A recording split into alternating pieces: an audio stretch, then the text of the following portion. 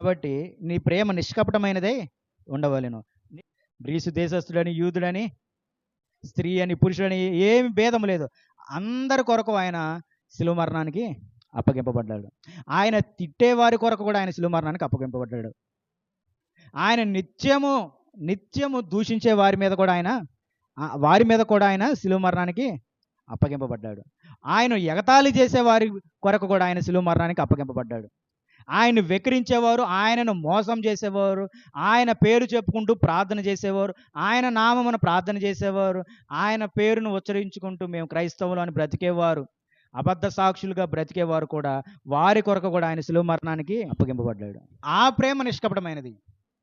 అందులో భేదం లేదు. ధనవంతుడి కొరకు, బీదవాడి కొరకు, ఇద్దరి కొరకు ఆయన శిలువ మరణానికి అప్పగింపబడ్డాడు. ఎందుకంటే ఇద్దరూ పాపంలోనే ఉన్నారు. నేను ఇజ్రాయేల్ కొరకు మట్టికి రాలేదు. నేను ఈ లోకంలో ఉన్న ప్రతి ఒక్కడి కొరకు నేను వచ్చాను.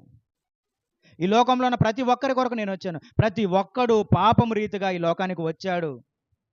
కాబట్టి వారి కొరకు నేను ఈ శిలువ మరణానికి అప్పగింపబడ్డాడు ప్రభువారు. తన శరీరం నలగొట్టుకున్నాడు, రక్తం చిందించాడు. కాబట్టి ప్రేమ ఎలాగుండాలి? నిష్కపటమైనదై ఉండాలి. నలుగురు చూస్తున్నారు కాబట్టి నేను ఇదిగో ఈ పని చేస్తాను.